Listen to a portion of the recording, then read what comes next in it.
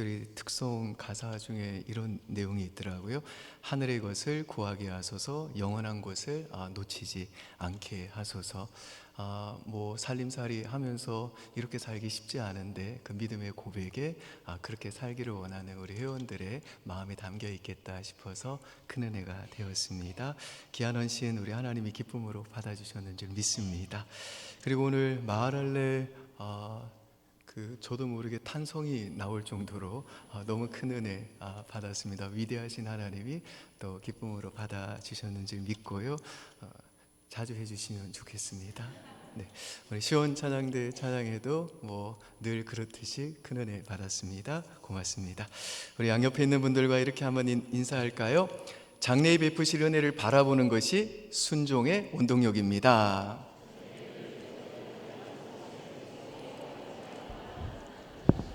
좀 길었는데 잘 따라 하셨네요.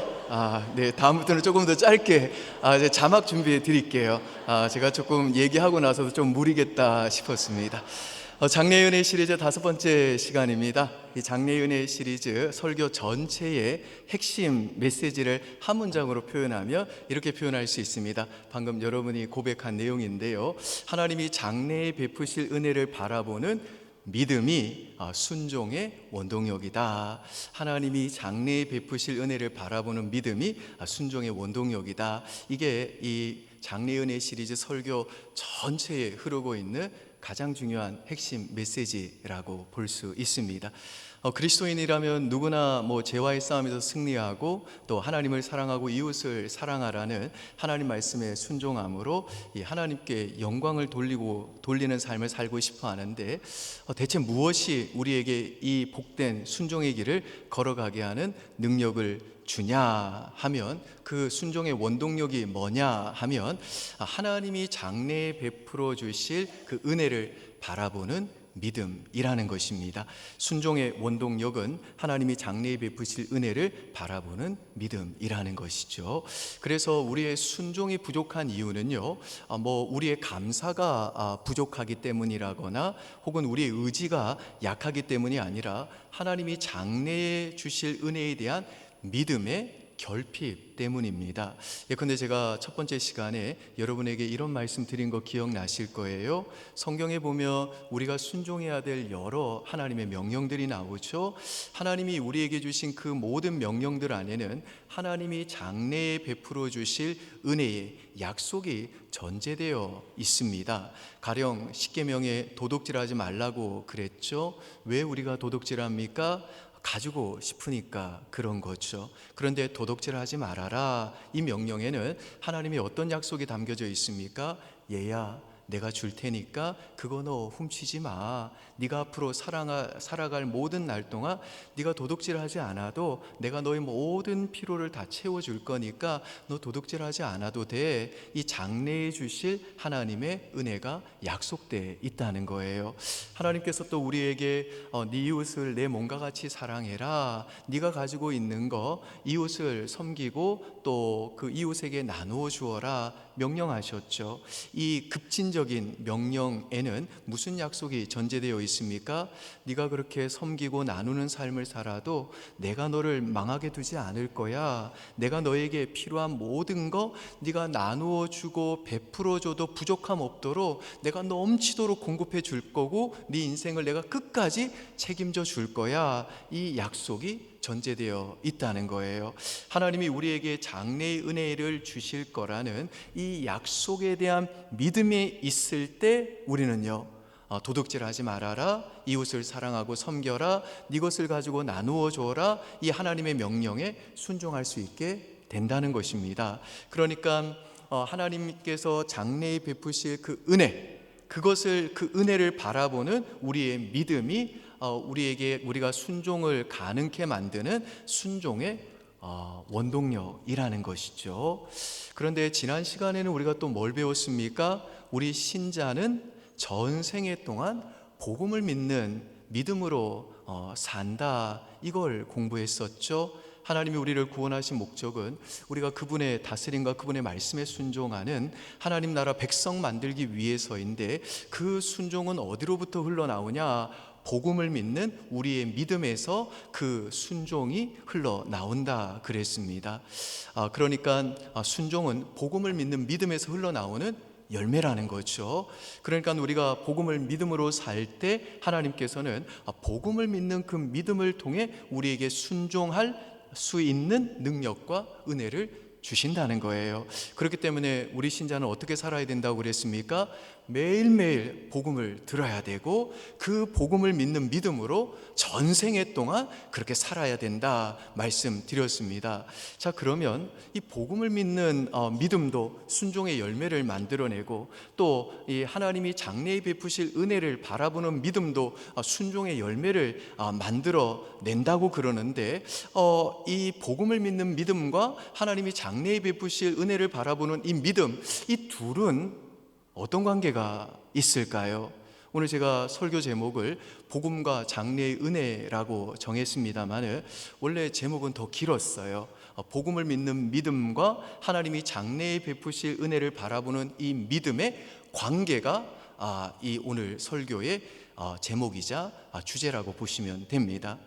복음을 믿는 믿음과 하나님이 장래에 베푸실 은혜를 바라보는 믿음, 이 둘은 둘 다 순종의 열매를 만들어내는 원동력인데 이 둘의 관계는 이렇게 정리할 수 있습니다.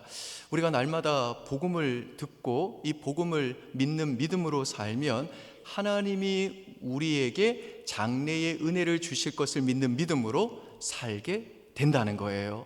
그러니까 복음을 믿는 믿음이 바로 하나님이 장래에 베푸실 은혜를 바라보는 믿음의 기초가 된다는 것입니다. 비유로 설명하자면 이 둘은 엄마와 아이의 관계라고 보시면 됩니다. 엄마가 임신을 하면 이제 아이를 출산하는 것처럼 이 복음을 믿는 믿음으로부터 하나님이 장래의 은혜를 베푸실 것을 바라보는 믿음이 태어난다는 거예요. 출생된다는 거예요. 이게 무슨 말인지 좀 설명해 드릴게요. 여러분, 우리가 믿는 복음의 내용이 뭡니까?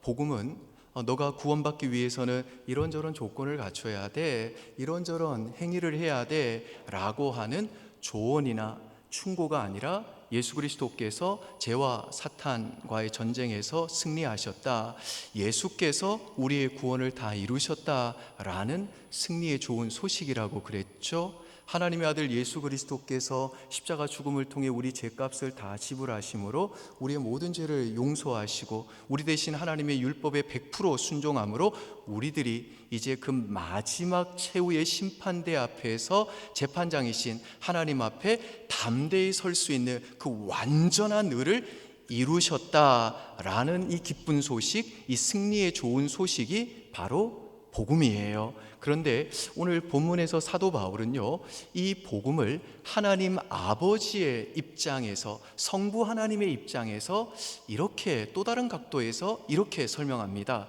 오늘 본문 로마서 8장 32절 한번 보실까요? 제가 한번 읽겠습니다. 자기 아들을 아끼지 아니하시고 우리 모든 사람을 위하여 내어주신 이가, 그러니까 하나님이 우리를 사랑하사 우리를 구원하시려고, 우리를 살리시려고 자기의 독생자 그 외아들을 아끼지 않고 내어주신 사건, 이게 바로 이 하나님 입장에서 말할 수 있는 복음이라는 거예요. 이게 우리가 믿는 복음이라는 거죠. 그런데 우리가 이 복음을 믿으면 뭘 확신하게 되느냐? 그 다음 이어서 한번 좀 보십시오. 자기 아들을 아끼지 아니하시고 우리 모든 사람을 위해서 내주신 이가, 이게 우리가 믿는 복음이라고 그랬죠. 우리가 이 복음을 믿으면 뭘 확신하게 되느냐? 어찌 그 아들과 함께 모든 것을 우리에게 주시지 아니하겠느냐? 그러니까 하나님이 우리를 사랑하사 우리를 구원하시려고 자기 아들을 아끼지 않고 내어주신 이 사건이 복음인데, 그런데 우리가 이 복음을 믿게 되면 뭘 자연스럽게 확신하게 되느냐? 어떤 믿음이 생기게 되느냐? 어찌 그 아들과 함께 모든 것을 하나님이 우리에게 주시지 않겠느냐? 이걸 믿게 된다는 거예요. 이걸 가리켜서 하물며의 논리라고 그럽니다. 자기 아들을 아끼지 않고 우리 모든 사람을 위해 하나님이 다 내어주셨는데 하물며 어찌 그 아들과 함께 이 모든 것을 하나님이 우리에게 주시지 않겠느냐? 그 우리에게 장래의 은혜를 하나님이 아까워하시겠느냐? 이런 뜻인 거죠. 이 하물며라는 이 말은 두 가지를 비교하는 거예요. 내가 가장 힘든 일을 했어요. 그러면 쉬운 일을 안 하겠냐는 거예요. 예컨대 여러분이 자식에게 100억을 이미 줬어요. 100억을 줬는데 100만 원 달라고 하는데 그걸 안 주시겠냐는 거예요. 100만 원이라고 그랬습니까? 제가 만 원 조금 줄일게요. 10,000원 달라고 하는데 그거 안 주겠다고 100억 이미 줬는데 그 10,000원 가지고 실랑이를 하겠습니까? 100억 주는 힘든 일을 했다면 10,000원도 당연히 주지 않겠냐는 거예요. 그래서 장래의 은혜, 우리가 지금 공부하고 있는 이 설교의 기초가 되는 이 장래의 은혜라는 이 책을 쓰신 존 파이퍼 목사님은요, 오늘 이 로마서 8장 32절 이 구절을 가리켜서 하늘나라의 확실한 논리다 그랬어요. 여기 32절에 보면 약속이 있고 우리가 이 약속을 믿을 수 있는 근거도 같이 나와 있다는 거예요. 약속이 뭡니까?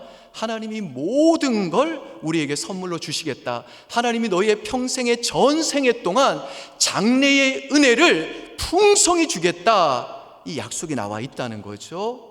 그럼 하나님이 우리에게 그 모든 걸 선물로 주신다는, 우리의 전생애 동안 장래의 은혜를 아끼지 않고 주시겠다는 이 약속을 우리가 믿을 수 있는 근거가 뭐냐? 자기 아들을 아끼지 아니하시고 우리 모든 사람을 내어주신 이게 이 약속을 믿을 수 있는 근거라는 거예요.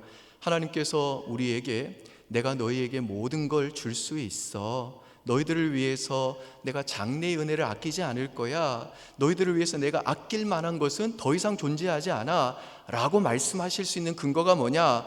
내가 이미 나에게 가장 소중한 내 독생자 예수 그리스도를 널 위해 아끼지 않았기 때문이야 라고 지금 말씀하는 것입니다. 존 플라벨이라고 하는 청교도는요, 이 로마서 8장 32절에 대해서 이런 말을 했습니다. 한번 들어보시죠.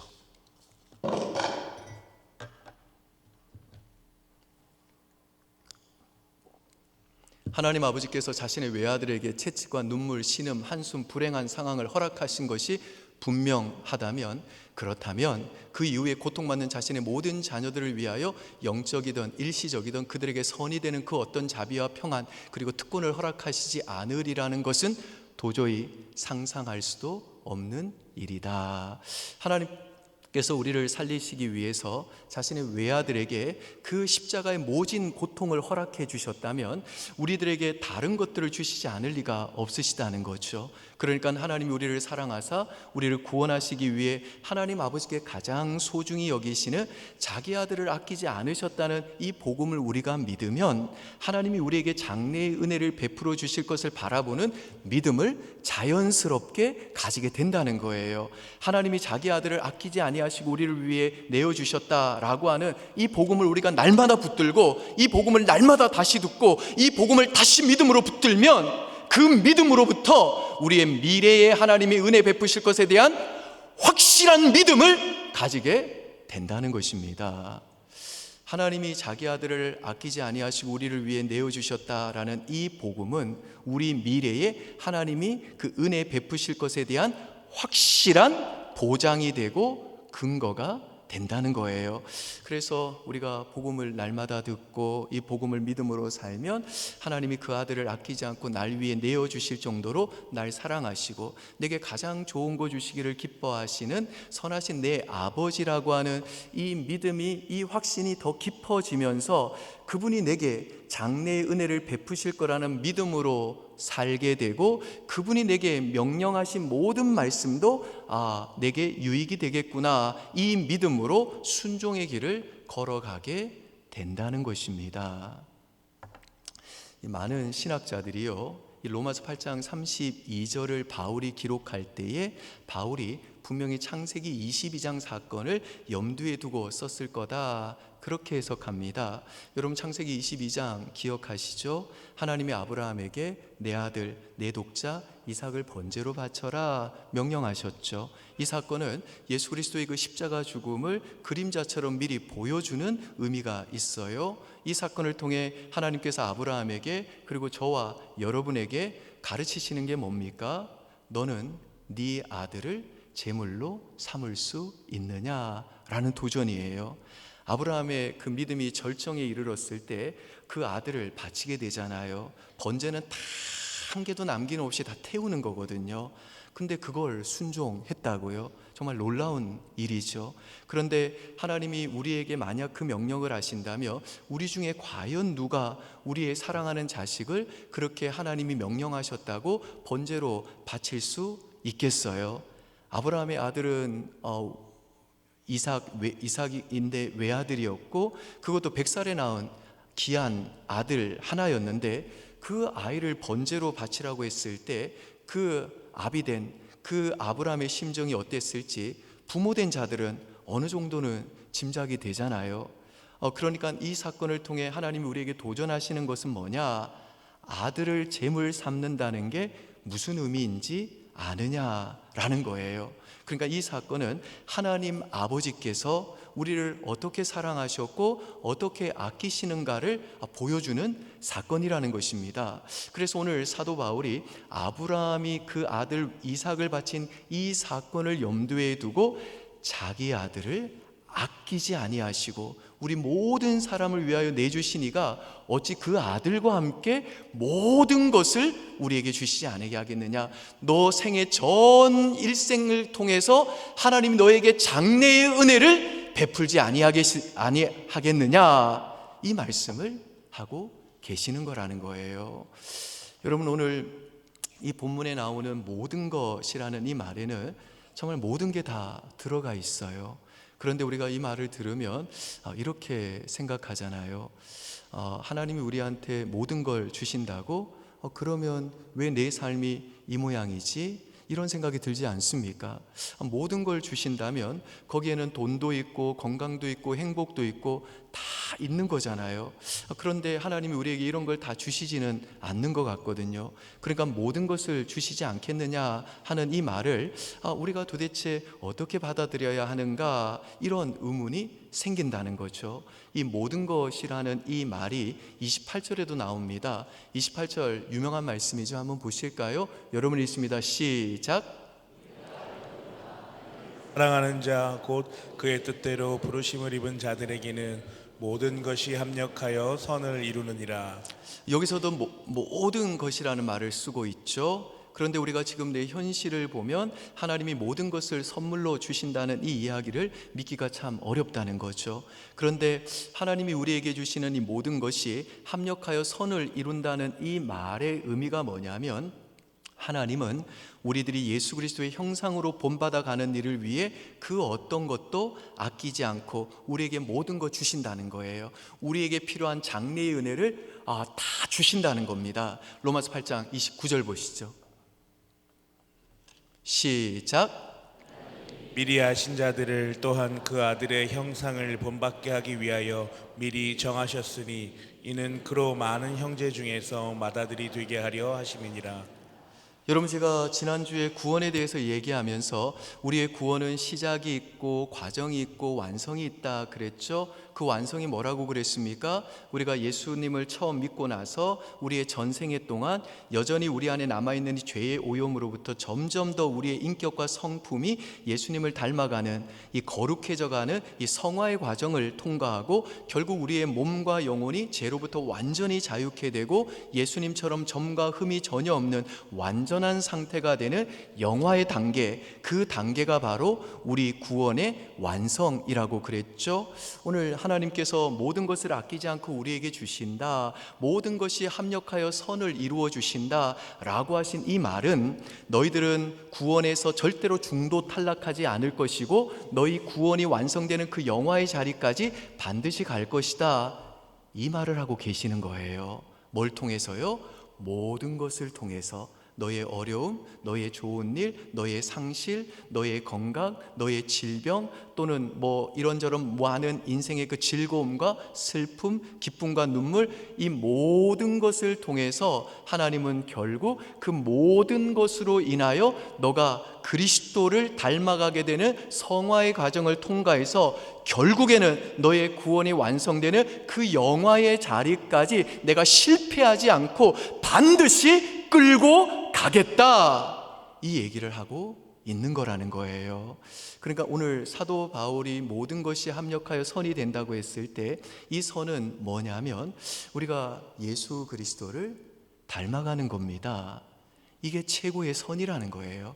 이게 우리의 최고의 행복이고 이게 하나님이 우리에게 주실 수 있는 최고의 선물이라는 거예요.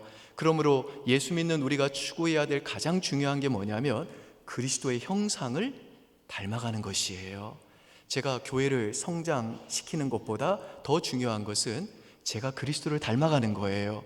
제가 목회를 잘하는 것보다 저에게 더 중요한 것은 제가 그리스도를 닮아가는 것입니다. 우리 인생에서 그리스도를 닮아가는 것보다 중요한 것은 없습니다. 왜냐? 이것이 바로 하나님이 그 아들을 아끼지 않고 우리를 구원하신 목적이고 하나님께서는 이 목적을 위해서 그 어떤 것도 아끼지 않고 우리에게 모든 것을 선물로 주시고 우리의 전생애 동안 장래의 은혜를 조금도 아낌없이 한량없이 부어주시기 때문이라는 거예요.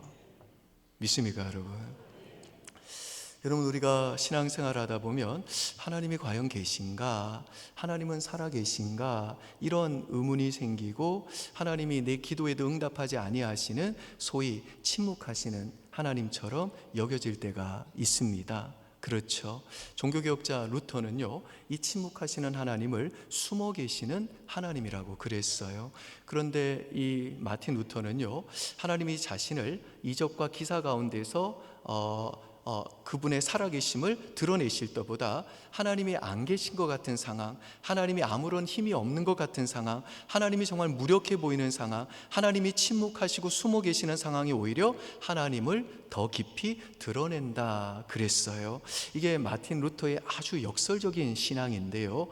루터가 이런 얘기를 합니다. 자기는 이적과 기사로 자기를 나타내시는 하나님보다는 숨어 계시는 하나님을 묵상하면서 더 깊은 은혜를 받는다 그랬습니다. 그러면서 이런 말을 이어서 해나갑니다.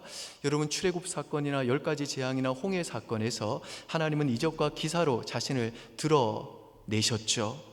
역사 속에서 자신의 존재와 능력을 드러내신 하나님이시라는 거죠. 그런데 하나님이 침묵하시고 역사 속에 자기를 숨기시고 안 계신 것처럼 무력하게 자신을 드러낸 사건의 결정적인 사건이 무엇입니까? 십자가 사건이죠. 십자가는요, 어떤 사건입니까? 하나님이 죽은 사건이잖아요. 어떻게 신이 인간들에 의해서 죽임을 당할 수 있냐고요. 그리고 유대인들과 로마 군병들이 하나님의 아들인 그 예수님을 죽였는데도 하나님 아버지는요, 침묵하셨잖아요. 아무 말씀이 없으셨다고요. 예수님이 십자가에서 엘리 엘리 라마 사박다니, 하나님 하나님 나의 하나님 어찌하여 나를 버리셨습니까? 라는 그 외침에도 성부 하나님은요, 아무 응답을 안 하셨어요. 이게 침묵하시는 하나님, 숨어 계시는 하나님이세요. 그런데 루터는 구약 속에서 능력과 권능으로 이적과 기사로 나타내신 하나님보다 사람의 모습으로 오셔서 무력한 사람의 모습으로 33년 동안 육신의 몸을 가지고 나사렛 목수의 모습으로 사람들과 함께 동고동락하며 사시다가 십자가에 죽으신 그 하나님이 사실은 인류를 구원하려는 가장 큰 하나님의 계시였다 그랬습니다. 왜냐? 십자가를 통해 하나님의 그 침묵이 가장 짙은 그 십자가를 통해 우리를 죄와 사망의 그 사탄의 권세에서 구원하시는 하나님의 능력과 지혜와 사랑과 은혜가 가장 충만하게 드러났기 때문이라는 거예요. 여러분, 제가 지난 시간에 복음은 모든 것을 변화시킨다고 그랬죠. 우리가 복음을 날마다 듣고 이 복음을 믿음으로 붙들고 살면 복음은요, 정말 우리의 전인격과 부부관계와 우리의 감정생활과 가정생활과 직장생활과 우리 자녀 양육과 인간관계, 교회생활 등 우리 삶의 모든 것을 변화시키는 하나님의 능력이다 그랬습니다. 제가 이제 앞으로 복음이 이런 구체적인 우리의 삶의 영역에서 어떻게 일하는지, 어떻게 이 복음이 우리의 삶의 모든 것을 변화시키는지를 하나씩 하나씩 설교를 할 것입니다. 지금 여러분의 눈빛을 보니까 목사님 빨리 해주세요. 너무 듣고 싶어요. 못 기다리겠어요. 그런 눈빛인 것 같아서 너무 행복해요. 저만의 착각이 아니었으면 좋겠습니다. 아무튼 우리가 하나님이 침묵하시고 숨어 계시는 것 같은 인생의 여정을 통과할 때도 복음을 믿는 우리의 믿음은 우리를 변화시키는데, 어떻게 변화시키냐면요, 그리스도께서 날 위해 내 죄로 인해 내가 경험해야 될 그 하나님으로부터 아무 응답을 받지 못하는 그 저주와 형벌의 어둠을 십자가에서 이미 다 받으셨기에, 지금 내가 통과하고 있는 이 하나님이 침묵하시고 숨어 계시는 것 같은 이 어둠은 결코 형벌이나 저주의 시간이 아니라, 이 어둠마저도 하나님은 내가 그리스도를 닮아가는 재료가 되도록 합력하여 선을 이루어 주실 것이다. 그 예수 그리스도의 어두움에 그 침묵하시는 하나님의 그 침묵의 순간이 오히려 나의 영생과 부활을 이루었던 것처럼, 내가 통과하고 있는 이 어둠의 시간이 내게 가장 유익한 시간이 될 것이다. 그러므로 이 어둠의 시간은 내게 손해가 아니라 반드시 내 삶의 유익이 되리라. 이렇게 하나님이 내게 주실 장래의 은혜를 바라보는 믿음으로 이 어두움의 시간을 통과할 수 있도록 복음을 믿는 믿음은 우리를 변화시켜 준다는 거예요. 그러니까 우리는 인생의 어둠을 통과할 때도 이 복음을 믿는 믿음을 통해 하나님이 내게 장래의 은혜를 베풀어 주실 것을 바라보는 믿음을 가질 수 있다는 거예요. 여러분, 그러면 이제 마지막으로 우리가 복음을 믿는 믿음을 통해 하나님이 장래에 내게 베풀어 주실 그 은혜를 바라본다라고 했을 때, 이 바라본다라는 말이 무슨 뜻일까요? 이 바라봄이라는 단어가 무슨 뜻인지를 잘 보여주는 아주 좋은 예화가 있습니다. 감리교를 창시한 이 요한 웨슬레가 젊은 시절 순회 전도사로 사역을 했습니다. 감리교 운동이 처음 일어났을 때 농촌에 목사님들이 없었어요. 그래서 농촌에 교인들이 있으면 이 순회 전도사 한 사람이 10교회나 혹은 20교회를 말을 타고 다니면서 순회 설교를 했습니다. 요한 웨슬레가 하루는 수요일 저녁에 순회 설교해야 할 교회를 향해서 말을 타고 가는데 폭풍 번개가 얼마나 많이 쳤는지 제 시간에 도착을 못한 거예요. 아주 늦은 시간에 예배가 거의 끝나갈 때쯤 도착해가지고 교회 안에 딱 들어섰더니 이 요한 웨슬러 전도사님을 기다리다가 교인들이 지쳐서 할 수 없이 그 교회 평신도 집사님 한 분이 대신 설교하려고 강단에 올라간 거예요. 집사님이 올라가서 이제 설교를 하는데 이 설교 준비가 된 게 있나, 할 말이 있나, 아무 말도 할 수 없었던 거죠. 그런데 그날 요한 웨슬러 목사님이 설교하겠다고 알려준 그 본문이 우리가 잘 아는 이사야 40장 31절 말씀입니다. 한번 다 같이 한번 읽어볼까요? 시작. 낭망하는 자는 새 힘을 얻으리니 독수리가 날개치며 올라감 같을 것이요 다른 박질하여도 곤비하지 아니하겠고 걸어가도 피곤하지 아니하리로다. 여기에 나오는 이 앙망하다라는 말이 바라보다라는 뜻입니다. 이 구절을 읽고 나서는 이 집사님이 할 말이 없는 거예요. 지금 하루 종일 농사 짓다가 온 분이시잖아요. 설교를 준비한 게 아니니까 할 말이 있나? 그러니까 이 설교를 이렇게 했어요. 여기 여호와를 앙망하라는 말은 하나님을 바라보라는 말입니다. 그리고 할 말이 없으니까 강단을 꽝 쳤어요. 하나님을 바라보세요. 바라보기만 하면 새 힘을 준다고 했습니다. 그런데 그 말이 그렇게 은혜가 됐어요. 바라보기만 하면 애쓰고 힘쓰고 노력하지 않아도 그저 믿음의 눈으로 바라보기만 하면 새 힘을 준다. 이걸 이 집사님이 그냥 강단을 크게 치면서 얘기했는데, 가장 크게 은혜 받은 사람이 누구냐? 요한 웨슬러 목사님이세요. 요한 웨슬러 목사님이 지치셨거든요. 지쳐서 힘없이 무력하게 탁 하고 교회당을 들어갔는데, 이 집사님이 강단을 치면서 하나님만 바라보십시오. 새 힘을 준다고 했습니다. 노력하지도 마십시오. 애쓰지도 마십시오. 그냥 바라보기만 하십시오. 이러는데 이 요한 웨슬레가 자기가 그동안에 전도 사역을 하면서 열심히 애쓰고 성실히 노력을 다했지만 힘이 빠질 때 하나님을 바라보지 못한 것을 발견한 거예요. 자기의 애씀, 노력, 그 애씀만 바라보면서 왜 이렇게 애쓰고 노력하는데도 교회가 부흥하지 않을까라는 이 자괴감에 빠져 있었는데 그의 시선이 자기에게 있었다는 걸 깨달은 거예요. 그런데 그날 밤 이 평신도 집사님의 설교가 크게 마음을 찔렀습니다. 그래서 이 요한 웨슬레가 나중에 정기에 이 사건을 기록해요.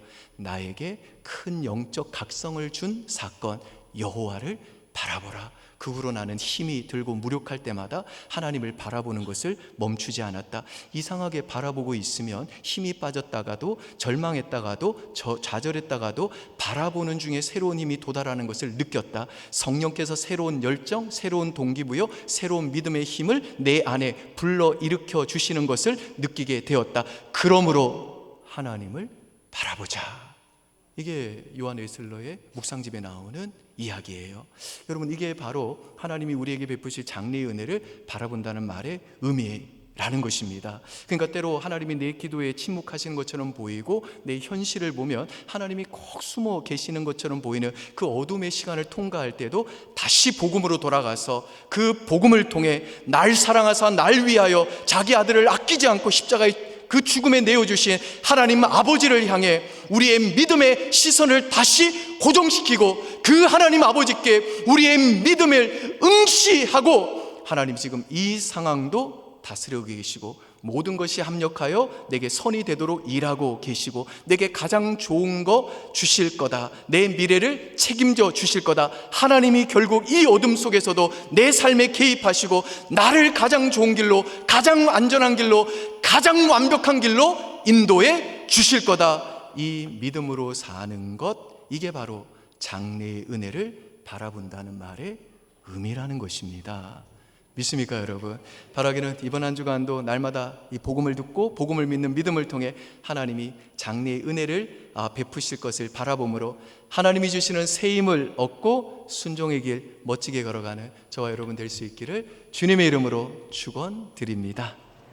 아버지 하나님, 이번 한 주간도 자기 아들을 아끼지 않고 우리를 내어주시기까지 우리를 사랑하신, 그리고 모든 것을 주시겠다 약속하신 이 복음을 믿음으로 붙잡게 하시고 그 복음을 통해서 하나님이 베푸실 장래의 은혜를 바라보는 믿음 가지고 하나님을 바라봄으로 하나님이 주시는 새 힘 가지고 순종의 길 멋지게 걸어가도록 은혜 내려 주시옵소서. 감사드리며 예수님 이름으로 기도합니다. 아멘. 산소망 찬양하며 준비하신 성